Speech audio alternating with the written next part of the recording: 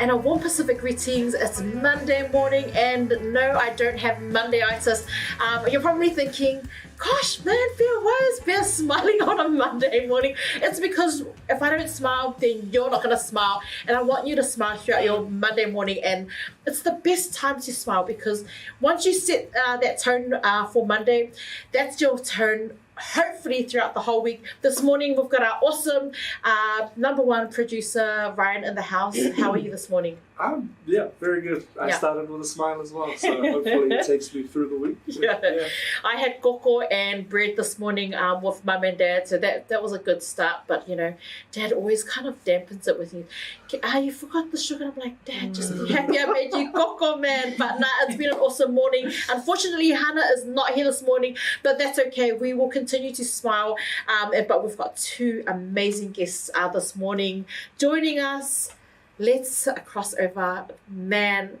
Two beautiful sunshines in the building. We've got Kirimangu here, and also you're familiar with this beautiful Penina who's joining us this morning. How are you beautiful ladies this morning? Yeah, well, first of all, it's great to be here this morning.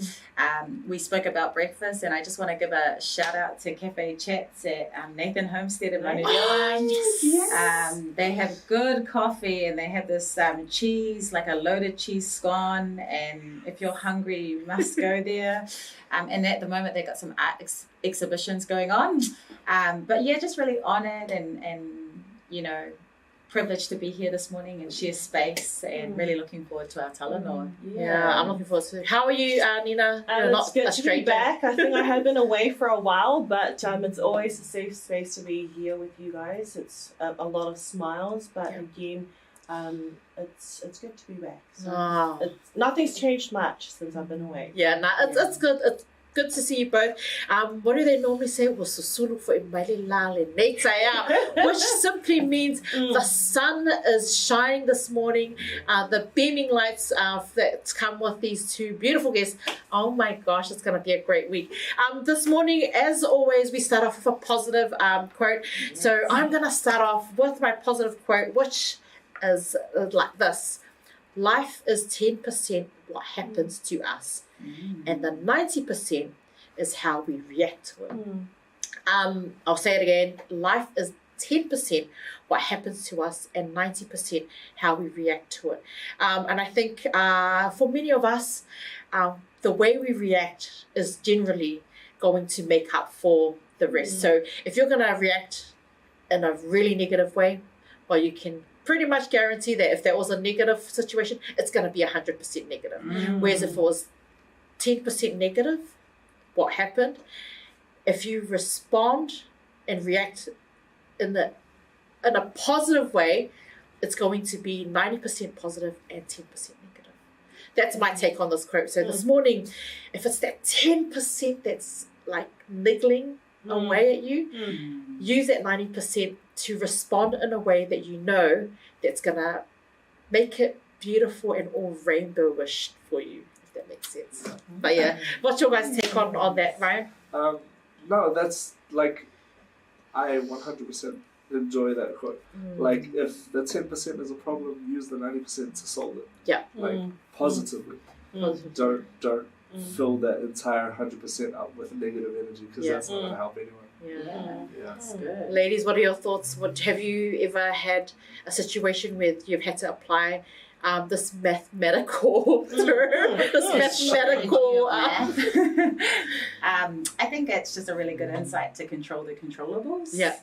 And actually, oftentimes we can blame others for how our day is going and what situation we arrived in. But actually, when we think about our biblical aspect, we're fearfully and wonderfully made. And actually, we have the power and the resilience and the grit to change our situation. And also when it's really hard on you in terms of your thinking and your emotions, and maybe even our mental health, we can remember to take his yoke, because we know it's light. We know it's light. So I think about that. I always think about just the journey of life and what leading with Jesus first looks like, and how it's so much better than me leading. Yeah. You know? So, yeah, that's my take on that. Control the controllables. Yeah. I love that. Absolutely. And for me, I mean, it's a simple equation. 90% is a lot bigger than 10%. Yeah. So if you invest and turn around that 10% to make it 100, it's doable. Yeah. It is very much doable. And that 10% for me is very, very light or dark, but seeing the light at the end of the tunnel does push me through each day as it goes. Again, with God's guidance upon everything that I do, turns around that 10 to 100. Yeah. Man, this morning, gosh, stop it with the mathematical terms, investment, and I love it. Love it. Ryan, what's your positive quote this morning? My quote is from a TV series called The Office. Oh, yes. And it's, I wish there was a way to know you're in the good old days before you're actually left there.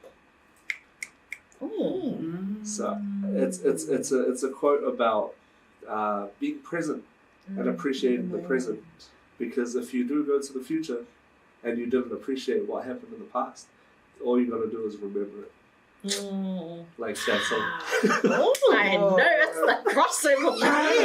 Okay, let me get a high five. That was good. Yeah, I don't do mine now. No, I love that. It's man.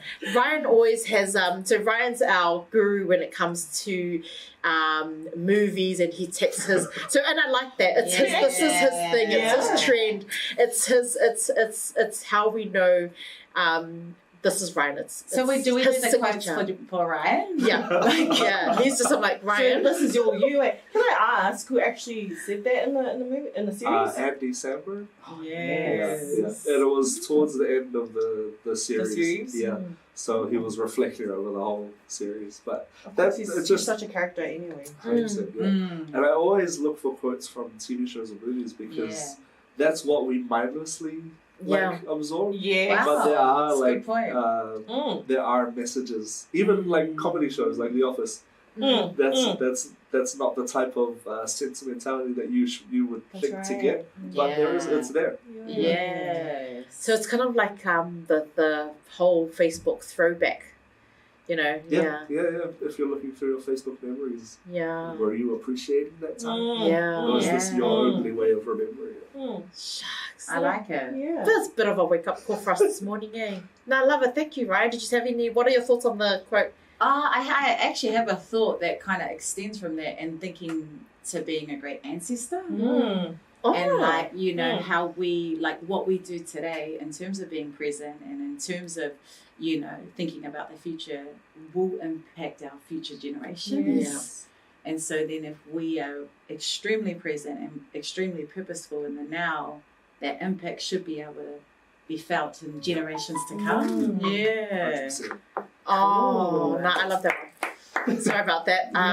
So that's, obviously Bear's not putting her phone on silent.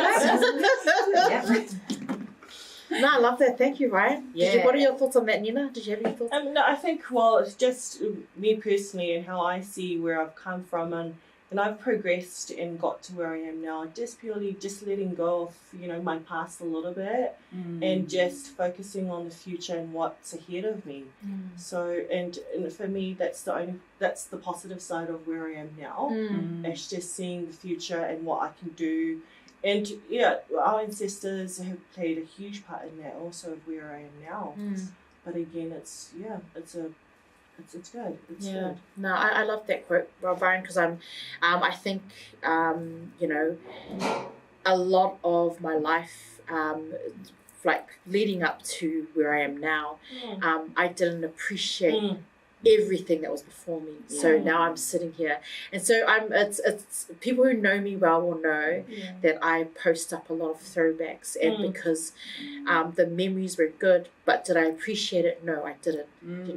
I allowed whatever was happening during that time rob me from all of what could have been. And so now I'm looking back, I try to appreciate what's in front of me now, as opposed to having it be a throwback where I'm gosh, I could have.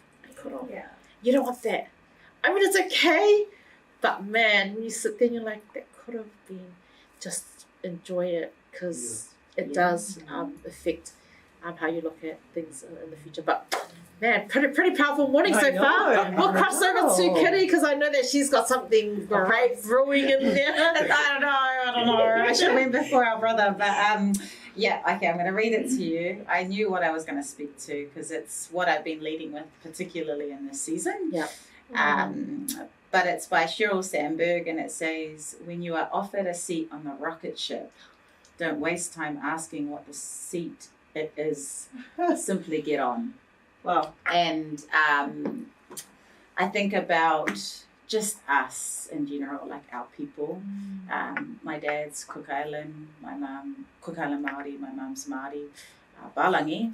And I think about us as Pasifika and how we have been raised to honour authority and to, you know, really respect others at the table. But oftentimes the byproduct of that is wasting a seat. You know, and so and it's not to, you know, say that we've got a deficit model. It's to say, like, actually we're at a pivotal time where our voices are really important. And here's a stat: 0. There's currently 0 Pasifika sitting at the Manurewa local board table. And so I'm really concerned about that. I'm concerned about that because I am Pasifika. My children are half Niuean, and I think about who speaks for them. And if we talk about Manurewa, there's a large population of Pasifika in that community.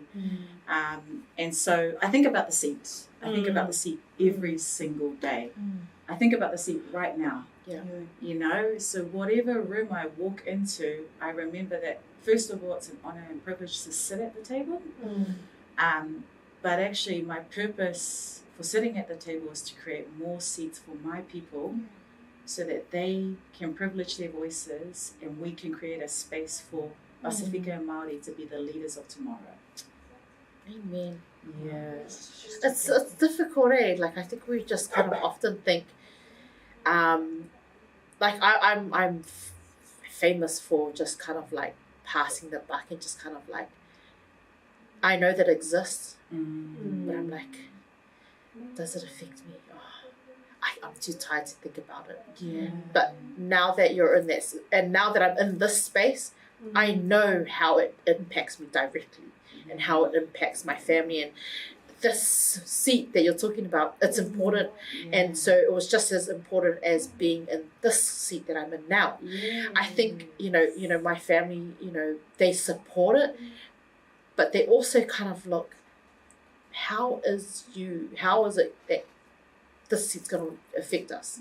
Because they don't see it being, they're like, oh, it's just a show. As a matter of fact, it's not just a show. Just like the same way, local board is not just a local board, and that seat is not just a seat. It's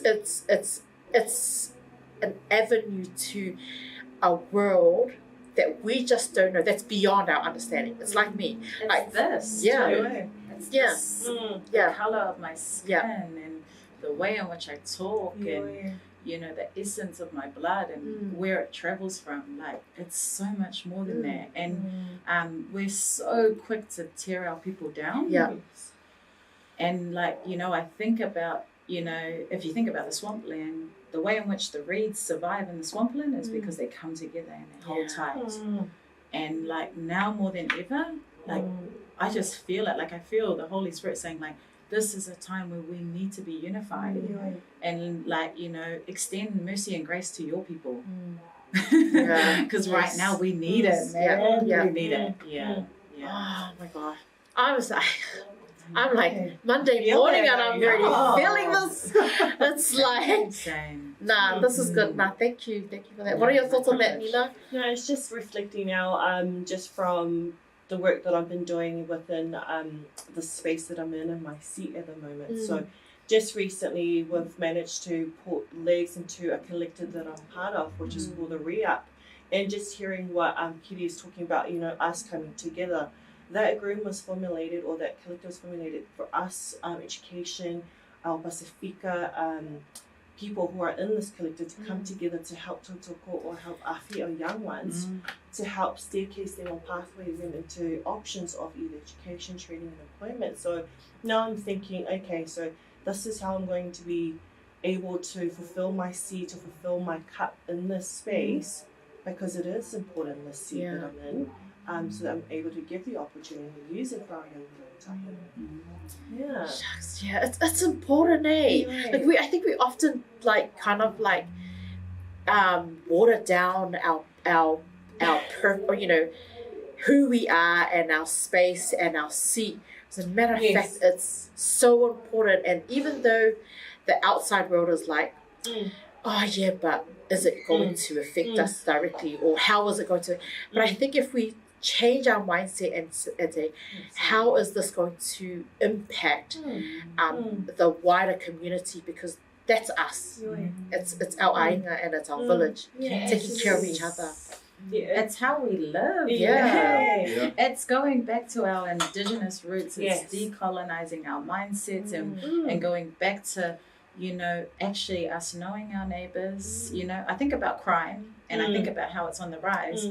And I think about how neighbors just don't even know each other. Yeah.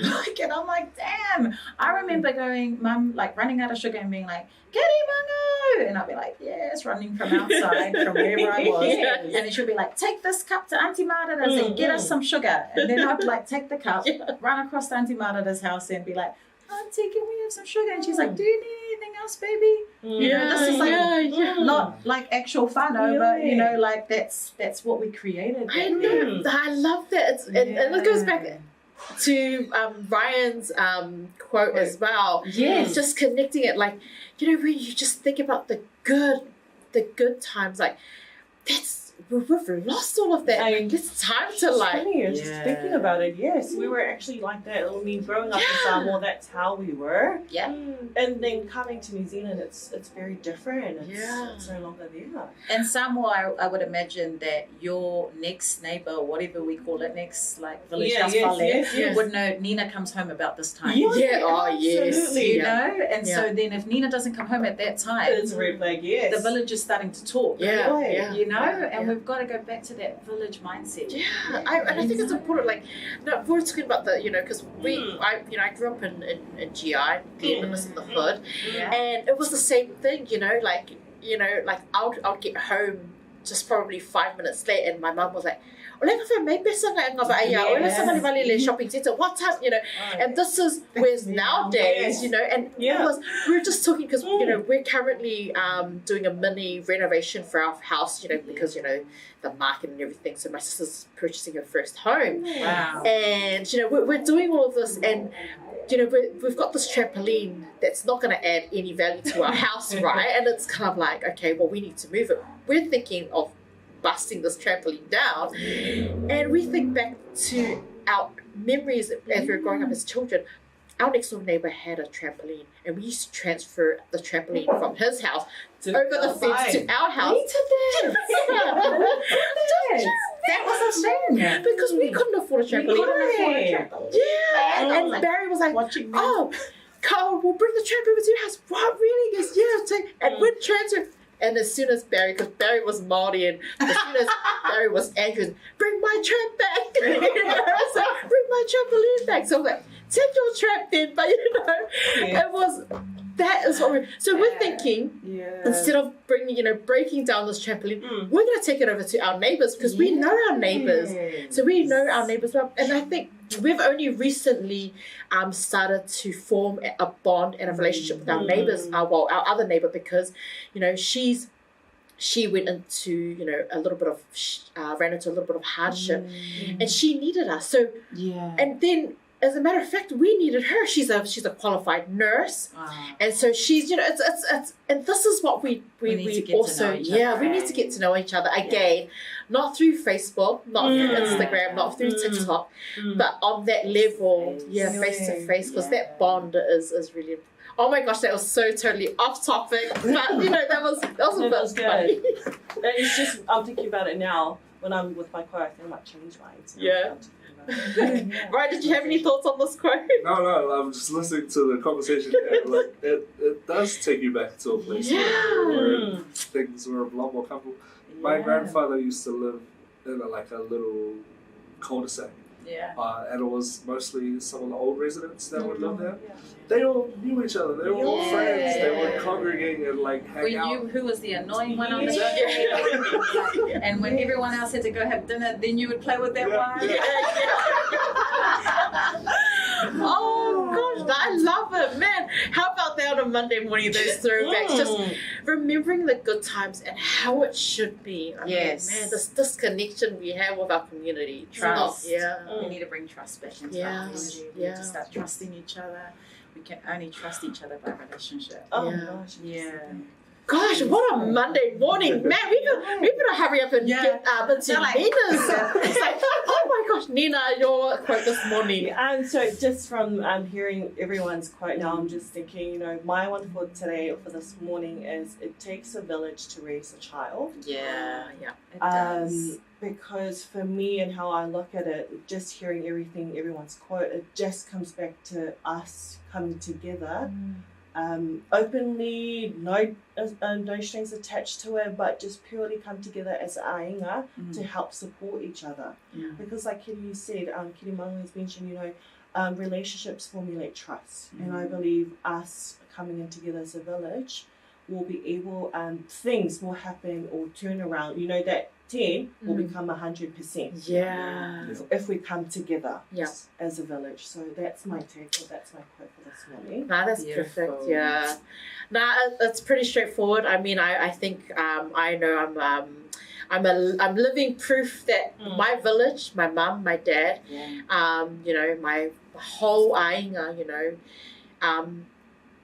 every step of the way at some stage or point of my life, they've contributed to raising my children, and I haven't struggled. Although that there's been times where I've hit rock bottom, I haven't struggled because not only do I have my family, but I have my really, really close knit. That it's my belly group. That work and other good close friends. Keep you honest. They do, and they've been there every step of the way. So I think it's really, but I think also village is as in community as well. Like man, I love it. Oh my gosh, this morning, my gosh, what's happening? Ryan, what's your take on it? It's one of those things that as a Pacific Islander you grow up and you hear a lot, because that's exactly how we should be approaching raising our children, helping our younger people come up into an environment where they feel comfortable, where they feel safe, where they feel the trust in relationships that they have with other people. Like, it's so easy to get caught up in the world where your gate is your property, and like they are over there and they're over there, and I don't need that. But what happens when you aren't able to take care of what you have? Your neighbors or your family will step in to help out. So that's an extremely important mindset to keep going, to keep having. Ladies, what are your thoughts? I just think the greatest of it is love. And I think about a village, and I think the essence and the foundation of a great village is love. So, and it's biblical. I go back to biblical, but God calls us to love our neighbour. And like even the neighbour that you don't like, in some shape or form, we're called to love them. And I think about the fence line, and that actually, if I think about God's love for me, there's no fence line. So why do I create a fence of my love that should be extended out? See, I told you. Every single show, it's always been love. Love has always been my goodness. Because God is love. He is. My gosh, this has been a powerful, it's been a powerful morning. Monday morning, we've got the beautiful Kiri Maunga here, and of course Nina, and we're just going to go into a quick break because my gosh, man, that first segment, our next song, our song for this morning, our first song is "Hold On." Change is coming. Sounds of Blackness. It's a cover by them, and I'm excited because, man, I honestly, I picked this song, I'm telling you, last night. So the way that this has come together, it's freaking me out. It's that bond. It's the love. We'll see you guys after this break. Beautiful. Change is coming. Here we go. All right now. Can you do a step touch for me? So a little step touch to the right and to your left.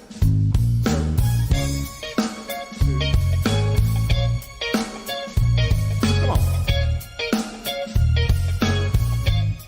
And again.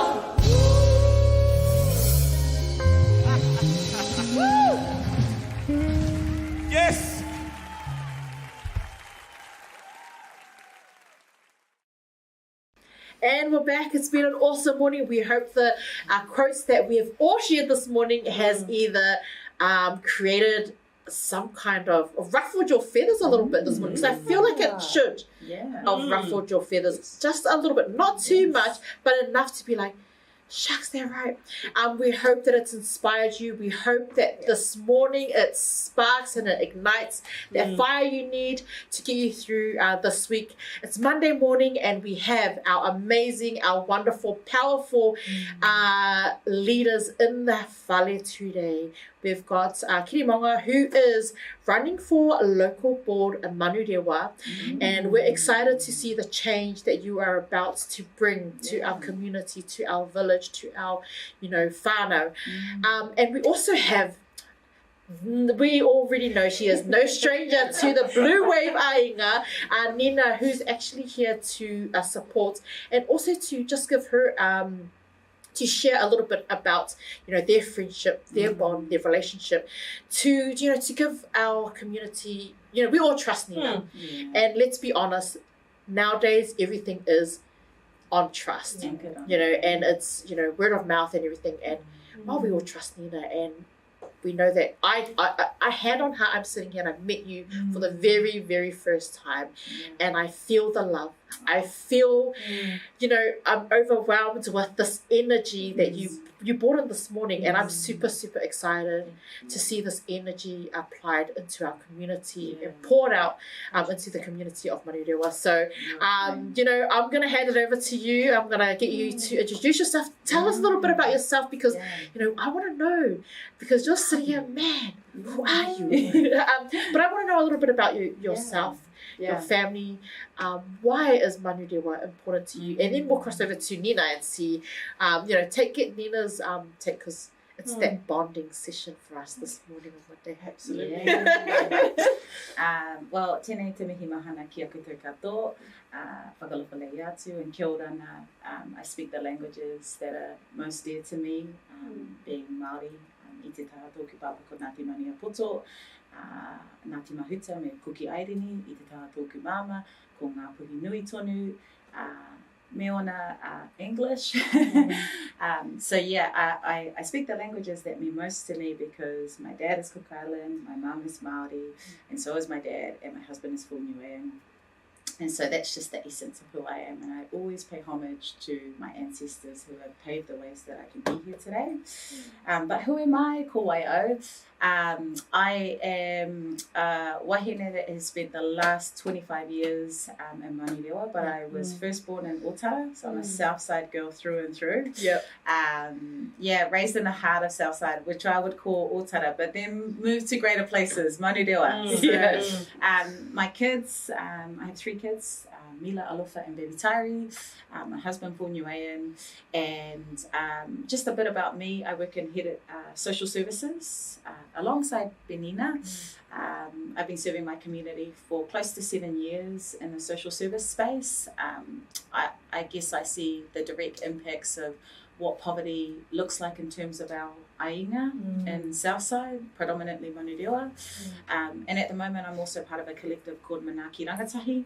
Manaki Rangatahi is a collective looking to end youth homelessness in Aotearoa. Oftentimes not spoken about. We're there to really agitate systems, government, central and local, to say, what are we going to do about this? It's a basic human right, and our rangatahi should be housed. I also was a board member for Dress for Success. And so that was really about allowing for our wahine that didn't have money to be able to get them an interview outfit, to get a full interview outfit ready for work. When you look good, you feel good. And so my mission when I was on Dress for Success was to open up our first Southside site.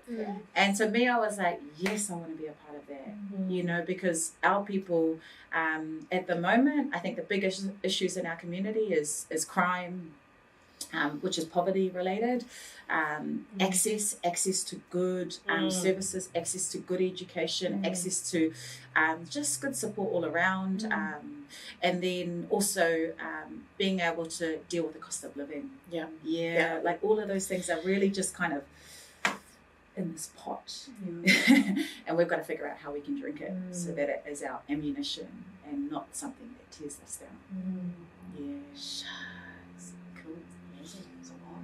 Nina, I know that you're no stranger, but we'll just get you to introduce yourself as well, and your space as well, and your relationship with Kiri. Thank you, Pea. So tala whalawa, whanau elirei, it's Tongan Language Week.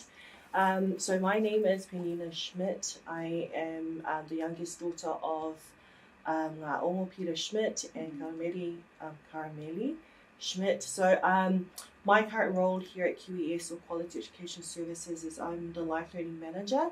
So when you say Life Learning Manager, it is adult community education and also in the space of our English as second language. So my relationship was formulated with this wahine back in a couple of years ago when I was working for the Ministry of Social Development. So in her space, again in the social services space. So and when we talk about us as a village in our first session, you know, she's no stranger to me, and I with her and sister and paying homage to for her, I think I've gained a sister along the way. Yes.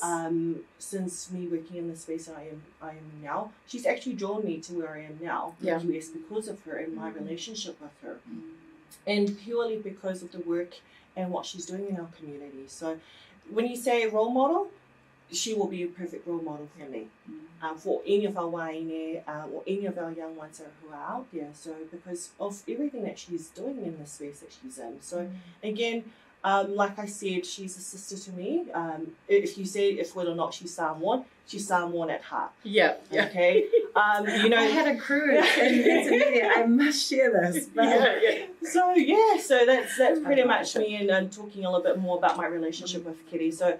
And when we go personal again, she's 100% fully supported me in my personal space as well. Not just physically, mentally as well, spiritually also. Has definitely been a guide for me in my relationship with Kirimangu.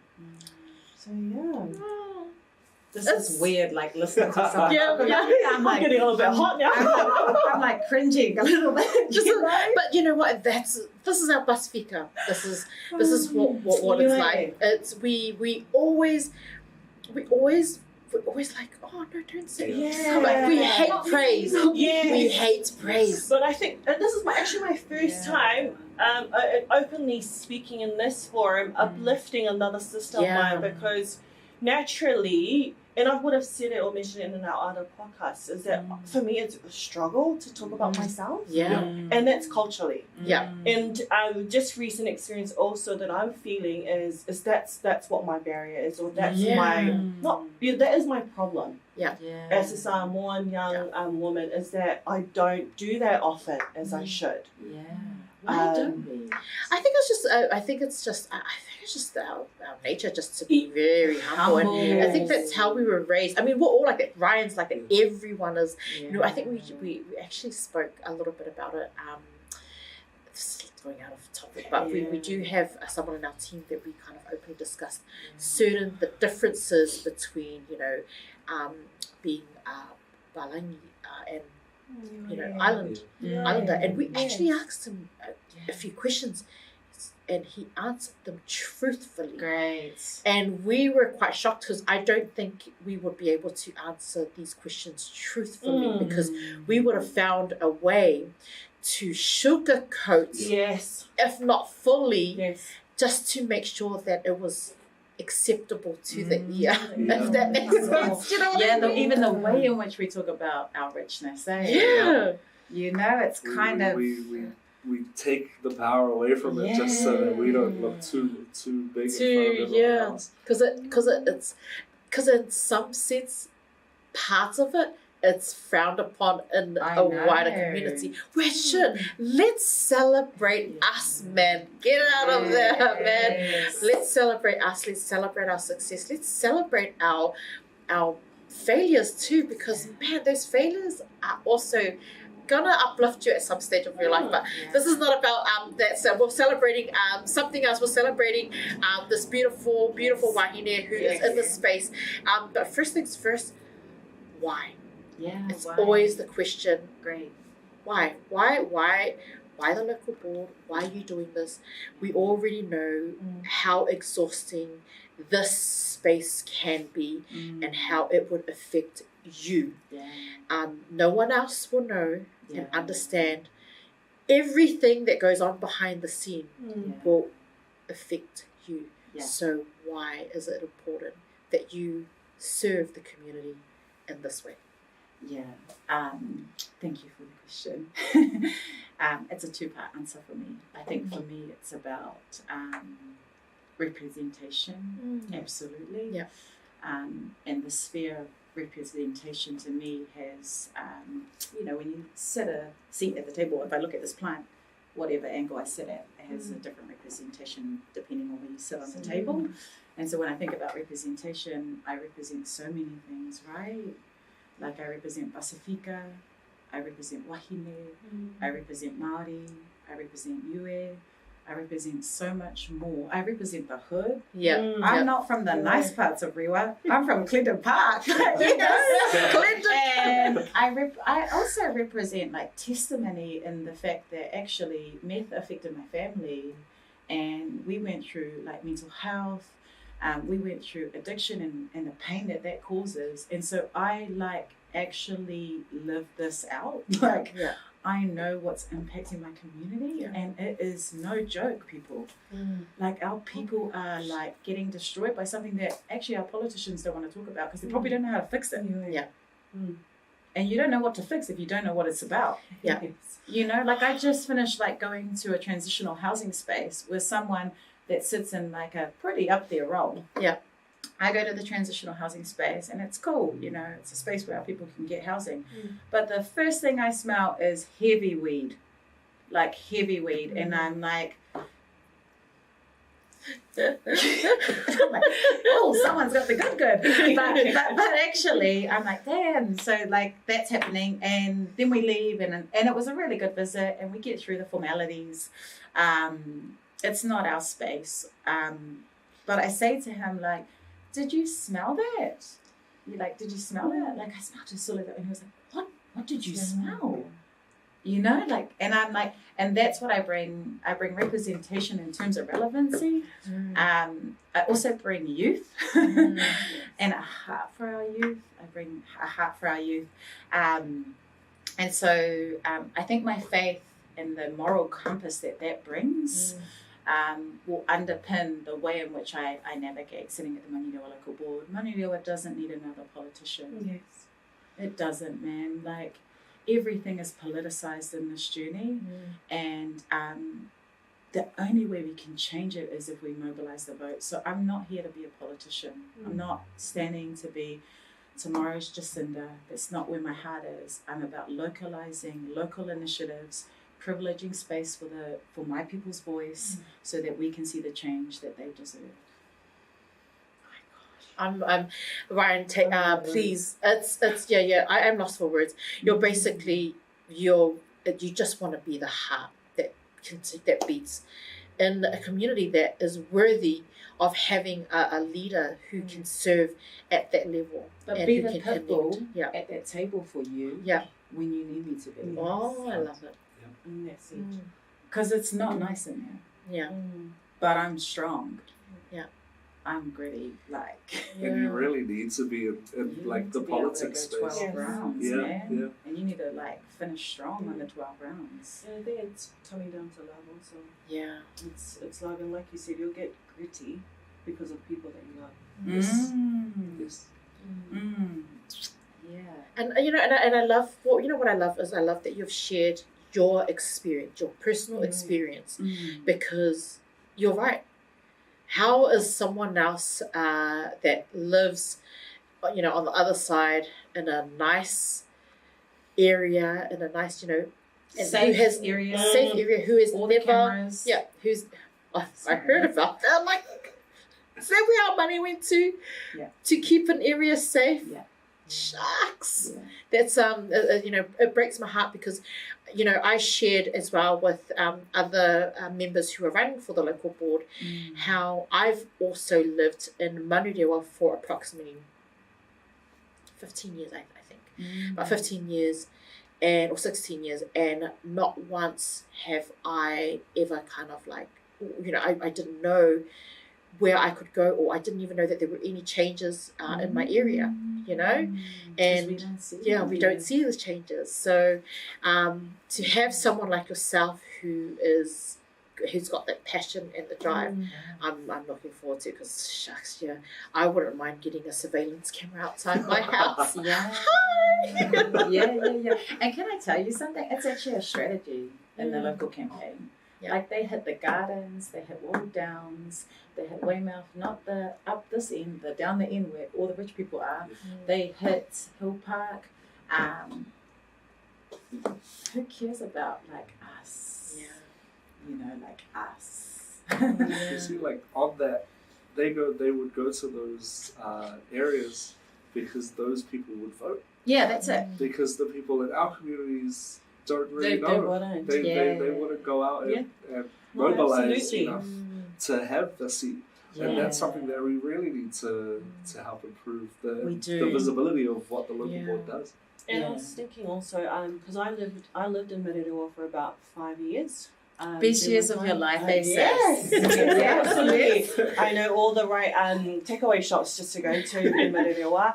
But it just comes down to that, basically, because, you know, and for me, personally, I didn't vote purely because of that. I didn't have somebody to worth me voting for during my time in Mararewa. Because of what you just mentioned, right?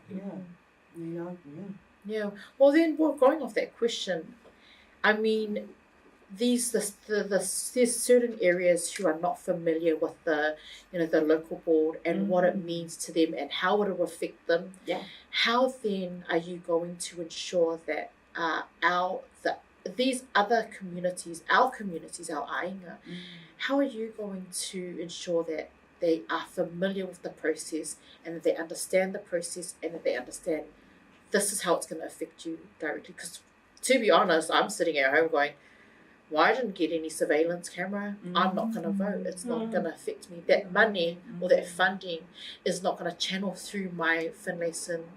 Did I just tell everyone my address? Through my street. I was Burundi Ave, so we went. Oh, really? But, you know, how are we then, how are you going to actively kind of help our people understand that space? Yeah, I think I just want to pull out the first line that you said about other communities. It's the othering that's the issue. Yeah. Like here, it's the othering, and the othering is the division and the divide and the imbalance of power. There's an imbalance of power at our local board, and that's because our faces aren't represented. Yes. Our faces cannot be represented unless we mobilize the vote. The vote can't be mobilized if our people don't understand why. So there's a couple of things going on. There's education breakdown and the piece to making sure that our people understand that we actually work for you. Your local board works for you, and they should be doing right by you. And when you pick someone, please hold them accountable to all the promises that they just declared in the last 3 months that they're going to bring you. But, you know, that's why I try to keep my promises realistic. Yes.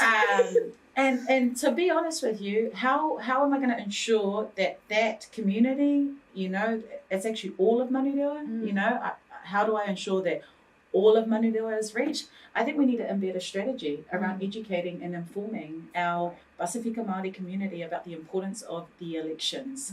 I understand why a lot of the focus, so your local board is in charge of your roads. So all the potholes that you see in Rewa, you can blame your local board for that. Oh my God. AT Transport actually holds the contract to fixing our roads, but your local boards are the ones that get AT Transport to do their jobs effectively, and AT Transport aren't doing their jobs properly in Rewa. Yeah, like if we be really honest, if we were in Lemuera, I guarantee you that road might, if it broke in the morning, it'll be fixed by the evening. But I've seen, you know, I've driven across a pothole for maybe 2 weeks in a row. I know. There was one right there at corner, you know, the lights at Browns Road and Roscommon, and I swear it was a small pothole, and it got bigger and bigger, and I'm just like, hello, my car. Yes. And I can't even afford to fix the tyre. It's the effect that this pothole, because I'm constantly driving through that pothole, and see the thing is, I'm wondering what people community are probably thinking, like who fixed? Now I know. Kitty. If you put me on, yes, I'll put your roads for you. But it's more than that. We do like our local parks. We do things around the beautification of our, our parks. Some of them, that one on Finlayson, towards the back. Yes. Yeah, there. Like it's like little rods. It's not that great. Is it better now? Oh, I'm just trying to think because I only put steel. Like, it's like after the shops. So after the shops, you right on the left. Yes. No, you're right. Because the only even that the gym equipment just next to the marae. I mean, that's great. It is, and that was awesome. Yeah. But as soon as I saw that and I saw the difference, how that one was, and then compared to another community, there's a massive difference in the quality and the type of equipment that's available to our community. But it does get used. Yeah. It does. Yeah. But, So it gets used, right? And why do we have parks? We have parks so that our people don't have to travel outside of Maunirewa to make memories and bank memories and be in that present moment. And the only way that we're going to kind of build the potential, because Maunirewa is beautiful. Yes, it the is. essence of Maunirewa is beautiful. Why? Because of the people that live in it. Yeah. Paris just won an Emmy Award, and we've got to celebrate that because she is from Rewa. Yes, she is. Thanks, Paris. But what we need to do as a local board is create spaces and places so that those dreams can become a reality, so that whānau can heal and can connect with each other. So we do things like roads. We decide where your rate-paying money goes. We decide whether or not we're going to clean the local moana. Our people still go out there and try and fish off the Manukau Harbour. Yeah. Are they going to get sick? I don't know. Yeah. Is the water good enough for them to be there? So we decide whether or not we're going to plant more trees. We know that there's not enough trees in South Auckland. We deserve clean air. Why can't my people have clean air? Why do we have to drive to Remuera to get clean air? So it's like all of these things that we're trying to fight. And what are we fighting? We're fighting equality. Yeah. We're fighting equality. And it's like we live in Aotearoa. Come on, let's get this stuff sorted. Yeah. 2022, y'all. Let's go. Yes. Yeah. Damn. And it's more than that. But those are the things that it's about building the strategic outcomes. It's about building the future too. I do want to say, at the moment, there's a bit of politics going on between two other teams, and I'm not going to go there because they can deal with that themselves. Yeah. But normally it's about who did the future planning and who's doing the present planning. But actually a good local board does both. Yeah. It does impact for now so that we can address the deprivation that's happening right now, and then it prevents deprivation in the future.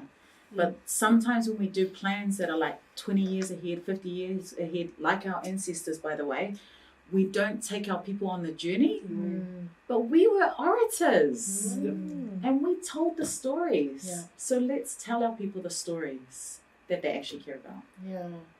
Far out, man. You got my vote. This Gabriel's like, excuse me, Pea. Gabriel's like, excuse me, Pea.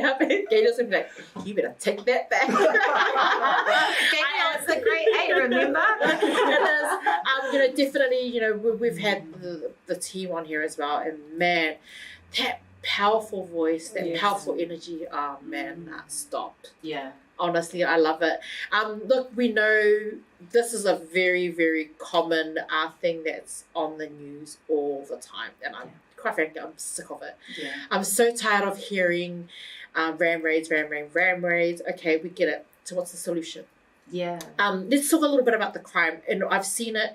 The stats are there. I mean, there's definitely a rise in it. Yeah. With the ram raids, but it hasn't, and this is probably, everyone's like, she's not going to say it, and I am going to say it. It's actually not, we haven't actually experienced a ram raid in the Manurewa region. And am I honest to say it's probably because we don't have the nicer things that the other communities have. So why would you ram raid? Or I could say because the raiders are travelling from our beautiful suburb of Manurewa. Yeah. But yes, are they criminals, or is there a root problem that's causing? What are your thoughts, and how are you going to address this if you were elected? Yeah. So I think, first of all, they are children of God. So I want to say that. Second of all, I want to say, like, it's crime is on the rise, absolutely. The media tells a narrative that puts fear into our communities. But they're also trying to tell the truth. Yeah. But in that, you've got to find the truth oftentimes. And so... and our country's really trusting when it comes to media. Maybe not to their neighbours, but when it comes to the media. Don't always trust the media. Yeah, be informed. Be informed. But in terms of our, it's systemic, it's poverty related, and it's access to good education, access to good opportunities in terms of finding mahi. You know, I think about our prison systems. People have asked, like, do the prison systems work? I don't think they work. Yeah. I don't. Because if they worked, then we would see less of our people in jail. Yeah. Right? Yeah. So we've got to go back to, they've released the fund so that they can support rangatahi from committing crime. But what we need to do is understand the capability of the village, in our case, Manurewa, and we need to fund initiatives that are by community, for community. We have the tools, we have the ability, we don't have the resources. Yeah. So we need to take the resources back to our people so that they can provide the solutions for their village. Yeah. And empower them to do so. But in saying that, in the now, we do have to put some enforcements in so that our community does feel safe.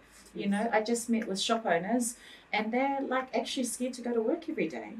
And our beloved, beautiful Manurewa, you know, because they're scared that kids are going to come in, they're going to pull a knife on them and their wife might get stabbed.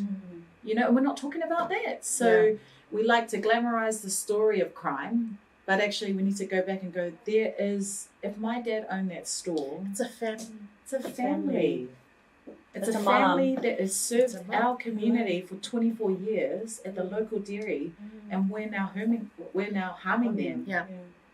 And our kids don't have the ability to think about that. Yeah. Why? Because they're in poverty and they're trying to get mana. Yeah, like I think about everyone needs mana. I walked in here today with mana, and I feel like I'll walk away with a bit more. Yeah. But, you know, like I think about our rangatahi, they're trying to get mana and they'll get it in some shape or form. Yeah. They'll get it in gangs, they'll get it in drugs, they'll get it in crime. And if you're ram raiding and you're getting more putia, more money, then you can get more gears. Yeah. And, you know, that consumerism that's happened in our nation is so whack. Right? Yeah, it is. And I'm going to quickly, because I did want to quickly read this as well. No, because it's perfect, because you know, you've hit, you know, this is exactly what I was talking about. You know, okay, great. Well done to, you know, launching a $53 million plan to tackle the current youth crime spike.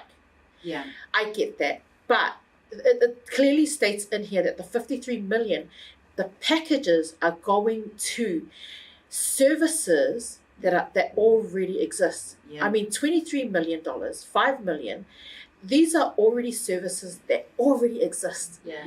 It just doesn't make sense to me that why is it already getting poured out to these organizations that already exist, but the problem hasn't, you know, the problem's increased. There's a spike.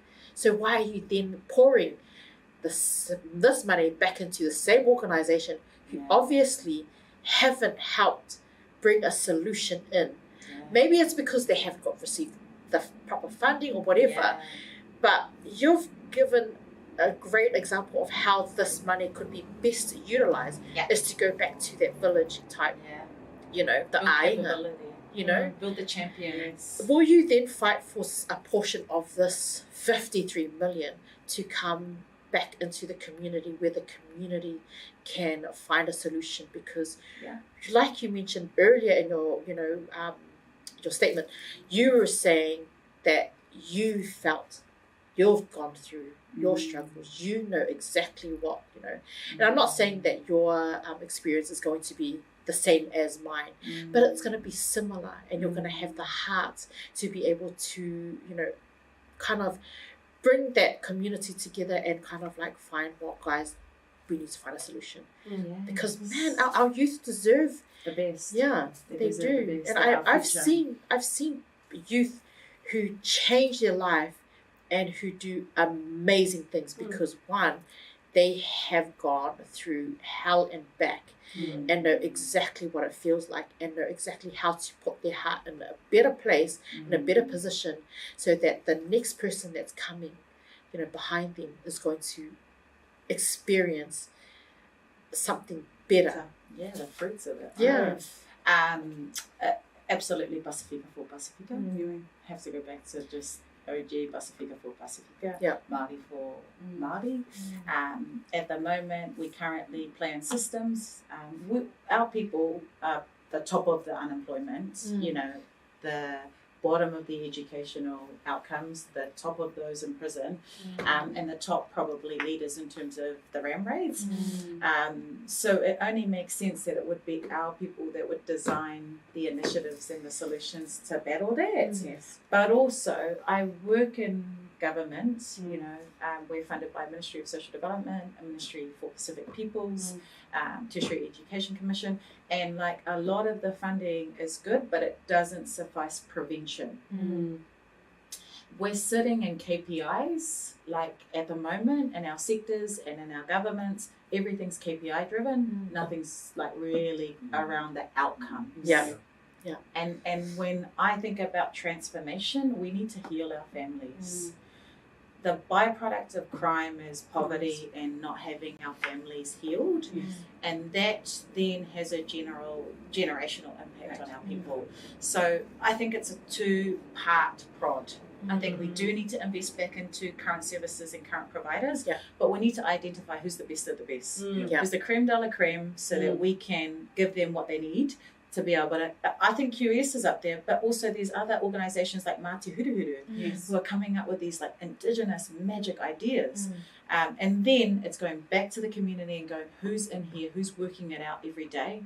Let's help you to help your people. Yeah. And then the people that they help become the champions, and we give them jobs, and they come back and they share the goodness, and we heal each other. I shouldn't be the only one that can provide healing. You can provide healing. My children can provide healing. We have to share the love. Shucks. I'm loving this. Look, I know that we wanted to talk a little bit more, but we are going to a quick break.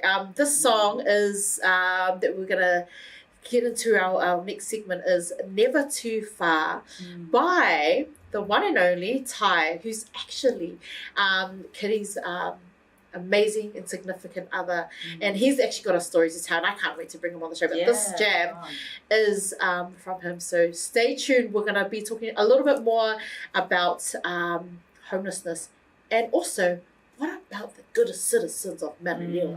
What are we going to get? See you guys after this break. God, grant me the serenity to accept the things I cannot change, courage to change the things I can, and the wisdom to know the difference. Whakalofalea tuku matolosi. Kia ora whānau, my name is Tai, and I'm a grateful recovering addict. Goodbye.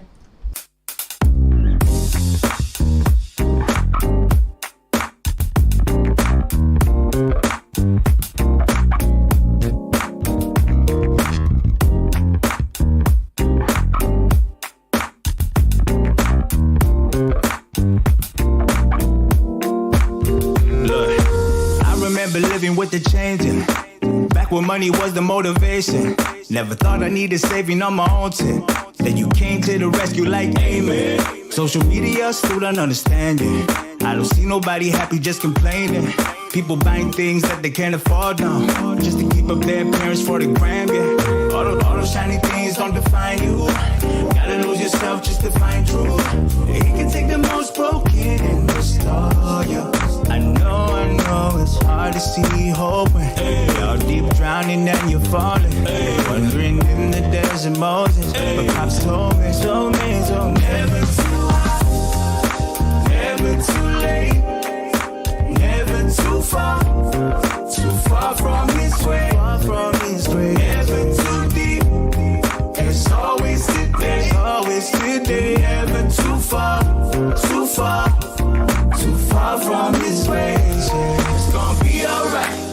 It's gonna be alright. We're gonna be alright. We're gonna be alright. Everything's gonna be alright. It's gonna be alright. Everything's gonna be alright. Yeah, we're gonna be alright. Every day we wake, that's a blessing. Growth comes today, learn from yesterday's lessons. Stevie said there's ribbons in the sky, I ain't seen them until the day that I surrendered everything to Jesus. I was all in, no luck, living on that runner, then he showed up. Now happiness and cash and checks, cause what you have you're blessed, but that's the way we measure success. But no, all those shiny things don't define you. Gotta lose yourself just to find truth. He can take the most broken and restore you. I know it's hard to see hope when you're deep drowning and you're falling, wandering in the desert Moses, but I'm so never too high, never too late, never too far from his grave, never too deep. There's always today, you're never too far from his grave. It's gonna be alright. It's gonna be alright. Everything's gonna be alright. We're gonna be alright. I know. It's gonna be alright. It's gonna be alright. Everything's gonna be alright. We're gonna be alright. It's gonna be alright. It's gonna be alright. Never too far. We're gonna be alright. Too far. We're gonna be alright. It's gonna be alright.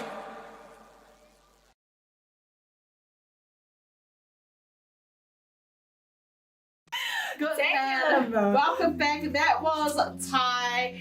Never Too Far. I loved the lyrics. Never too far from His grace. I just, he shares, his how he addressed what he went through. Yeah. And I love that, man. Welcome back. Yes, this morning we have the beautiful Kiri, who is running for your local board in Manurewa. And she mentioned earlier, if you missed out, it's not about her being another Jacinda Ardern. It's her about being that heartbeat that's going to continue to, isn't that blood flow through the community. Man, if you missed that segment, please go back and rewatch it, because you will find some really, really powerful moments where she has shared about why she is doing what she is doing, and the love that she's going to pour out to the community of Manurewa, which I'm super, super excited about. We did briefly touch on the crime and the spike in the ram raids as well, which isn't always something that the media, they've kind of, it's ram raids, and they haven't actually come up with a solution apart from let's throw 53 million. That's a lot of money, man. Yeah. I know, yes, that's great, awesome. Yeah. But we're actually, I felt like I was reading through it, $53 million going back into the same organizations. However, I know that there's probably wasn't enough funding to start with. How about reaching out to the community to help? So I challenge our government to just take a different look into the issue, as opposed to putting a wraparound blanket kind of quick fix.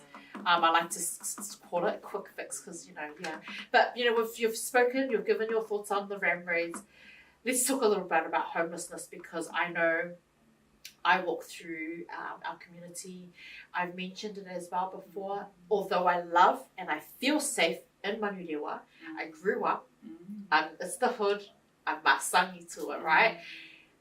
But I also find myself heading out to a place like Manukau to do my shopping, or I find it's probably a lot safer. I just do my shopping in the mall, as opposed to being in Manurewa, because one, I'm always getting hounded by these poor people who are just reaching out for help, And although my heart goes out to them, my fear is, what if one night they are on something and an innocent person is affected by, there's, I mean, that whole of Southmore, you see it. Yeah. It's not a nice sight. It's not. Yeah, how, if elected for the local board, I know it's not going to be an overnight fix. Yeah. But because it's not an overnight no, issue, right? It's not. It wasn't an overnight issue. It's taken years to get to the stage, but yeah. What are you looking at, or are there any other initiatives that you think that, to help address the homelessness in Manurewa, because it's quite sad? Yeah, absolutely. There are heaps of ideas. I think the first thing is recognising the problem. Yeah. And we don't recognise the problem at the local board level because we don't have a strategic outcome specifically for addressing homelessness. So we've got to go back to our role sitting on a local board and the direction that we try and take our community to, and it's anchored on our policies and it's anchored on our strategic outcomes, and there currently isn't one for homelessness. And so I would massively advocate for that when I get to that table, because our people are going to vote. So that in essence needs to happen, and then we need to look at funding community initiatives that support the well-being and the healing of those that are transient or homeless, and that would look like funding people like Vaai who is in Manurewa at the moment, out of a shop, and housing a lot of our homeless people, but also doesn't like working in a bureaucratic system that tells her she needs to reach a certain accreditation to be able to support our people. And so what the government needs to understand is that actually the way in which we're doing things are so redundant because there's so much red tape. And the red tape stops the people that need the help from accessing the help from the people that they want to access help from. No one wants to go to someone that doesn't know a thing about homelessness. That is has no lived experience from their community, that actually thinks they're helping, but they feel judged because y'all don't know what I've been through. And so we need relevant people providing relevant services to be able to address the issues. And then from there, it's like a plan. It's ensuring that we give them access. And at the moment, I was able to advocate for a youth homelessness advocacy pilot. And that was just off the back of COVID-19. 4 rangatahi came to me and they couldn't get housed right away. And one of the girls that called me for help was housing them under desks in her office. Because that's what we do, man. As Pasifika Māori, we just open our doors. We're like, there's a problem, let's fix it. We're not going to wait for dial a help line. We're just going to provide the solutions. But I'm in a position where I can provide solutions because I have communication to the people that have the money, right? Yet I still couldn't access the support. So we came up with this plan, which was around supporting advocacy. And I think there's a real space for advocacy, because in advocacy, and advocacy is just helping someone to get the support that they need, is coaching. So we're doing access to the support that they need, and then we're doing education. Do you know your rights? When you go into MSD, do you know your rights? Do you know that you have a right to a home? Living in New Zealand, do you know you have access to emergency housing? And I'm going to talk you through what they're going to take you through. They're going to ask you a lot of questions. Our people are scared of questions. When we call for a social housing assessment, they're like, is this the CIA? Are they going to come back for me? Because, they've had to duck and dive at all angles to survive. So then when they get asked the questions, they're freaking out. But actually, MSD just wants to provide the support, but they don't have the right people to anchor the support. And so then our people are like, nah, too hard. They're going to find me out.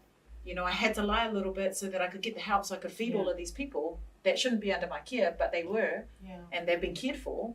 And so there's the system breakdown. But I anchor back to relevancy. I anchor back to Māori for Māori, Pasifika for Māori, Pasifika for Pasifika. And then being able to build the capability of those organisations, because we don't. like we know what to do, but we don't know about compliance. Not all of us, you know, we don't know about accreditation. So build it so that we can have that. Give us the HR support so that we can have that. Yes. You know, do the stuff that we're not like, you know, experts at. Because we have a shortage of HR in Māori and Pasifika. So if you want a career, get a career in HR, please, like Māori and Pasifika, because we need you guys in there to help us grow. But while we don't have it, build our capability for us. Don't take our seat. Give up your seat.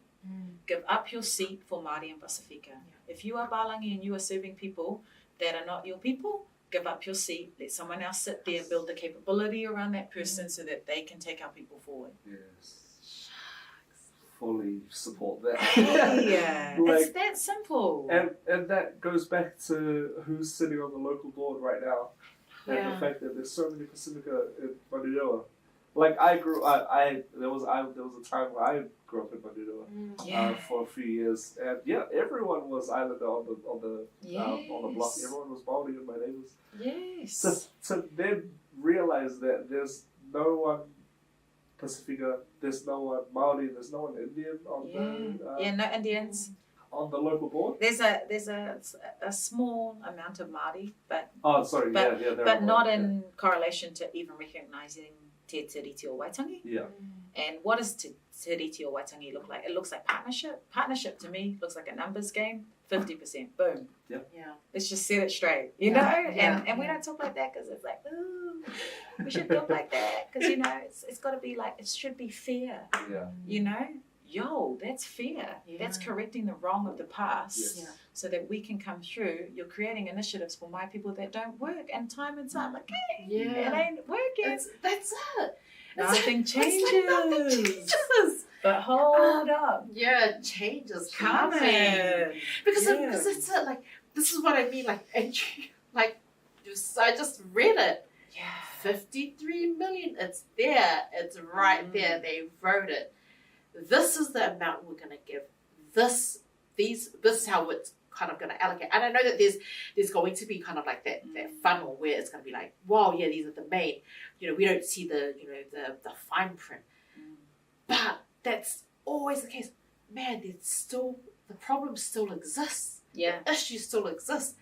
It hasn't been addressed. So why then are our people just, you know, it's because they don't understand. Even myself, you know, I was born and raised here in New Zealand.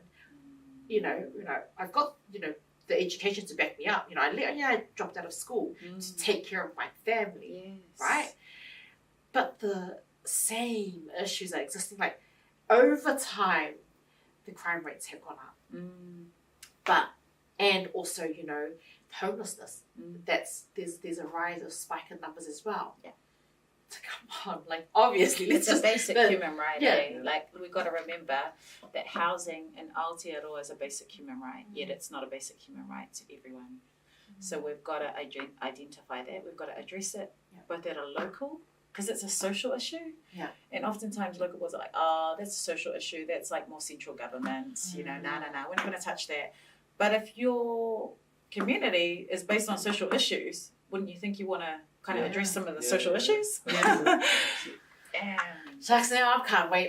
Look, I know we've just we've got. I did want to touch on another side of it. We've spoken about you know, the homelessness and the crime, but we also know that there's a percentage in Manurewa who quietly mow their lawns, who collect their letterbox, who smile and morning. How are you? I'm going to work. 6 o'clock, 5 o'clock in the morning. These citizens are paying their taxes. What about this percentage? What about this percentage who continue to work? The good citizens, and I'm not saying the homelessness or the you know, we get you. You know, but I'm not saying that these are they're bad people. You know, obviously there's They do bad something. things They do sometimes. naughty things. But, you know, obviously, you know, there's something or there's a reason behind it. But what about the percent of people who work there behind off? Valuable, contributing members of society. What about them? What about us? Yeah.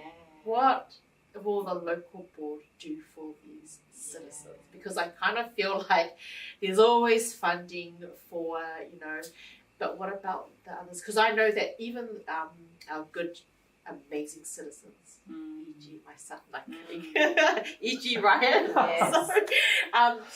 we work so hard, but everyone else reaps the rewards and gain these benefits that the government have put aside to address these issues. Is there anything there that the local board can or have in place for this percentage? Yeah, and I get why they would feel like that. I get why you would feel like, man, why are we focusing on these kind of people that are creating so much harm in our community? Why are we throwing more funding that way when they're taking and we have to, because we have to fix it. I think, and everything is politicized. It's like, I'm surprised we can even see straight in these spaces, But everything is politicized, so it's always kind of running on the next 3-year term, and we're not planning long enough. And because it's taken years to break our people in terms of poverty and in terms of manirela, it's going to take a while to build us back up. But in terms of our valuable contributing citizens and members of our community, I speak to them. Like, I've been door knocking, I've been having a chat to them. It was like really awkward for me to door knock too, because I'm thinking, do they think I'm annoying? Because when people knock on my door, I'm like, get away! But actually I met some amazing people that really have a heart for their community. They might not know how to reach us or reach those that are committing the crime, but they actually have a heart to see them doing better. And they are frustrated. So I think the ways in which we can support our valuable contributing members is just making sure that we're addressing the cost of living, that we're not making it too hard for them in terms of being able to survive and thrive in Manirela. I think about you having to drive outside of Manirela to do your shopping. That's more petrol in your car. That continues to rise. And why should you do that? So I think we need to actually fix Manirela. Words, Kitty. I would say, because I think I love Manirela. But you gotta kind of address it too. I think heal Manirela and beautify Manirela, because there's paru parts, bro. There's some real paru parts of Manirela, and so I think we've got to address that, fixing the parts where this beautification has been lost. If I'm in the gardens, it's beautiful, and you wouldn't know that area belonged to Cleveland Park. So creating a sense of belonging, and I think creating more connectedness between the two, so that we're actually creating events that allow for us to connect to each other. There's lots of work to be done there.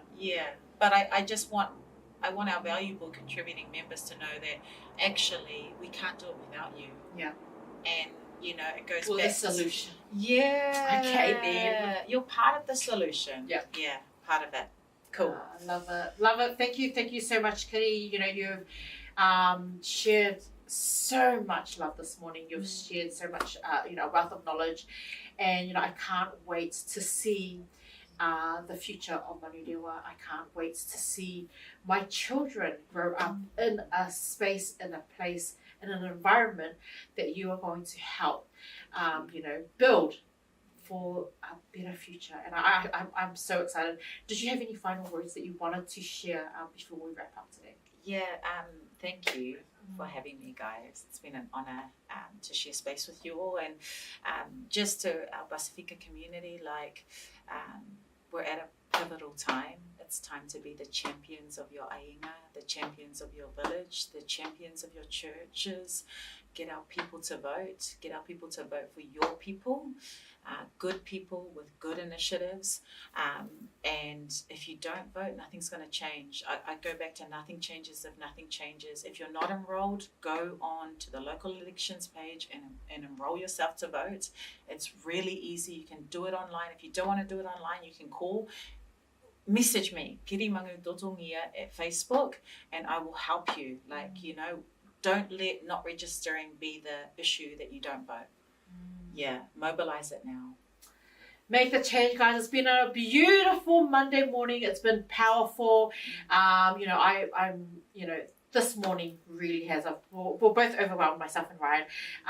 But thank you for Whetai Lava, Kiri, for making your time available for our team to share your knowledge, to help our community make those small steps for a better future for our community and for change. But, you know, those ones, Fast Party did it, you can do it too. Yes. Guys, let's go. We're going to go. That's it for us on a Monday. We'll see you again on Wednesday, everyone. So far, so forth. God bless. God bless. Take care. Time passes by and still you're on my mind. I can't imagine living my life without you, girl. The special moments you and I can only share will always keep us together and never apart. You're mine.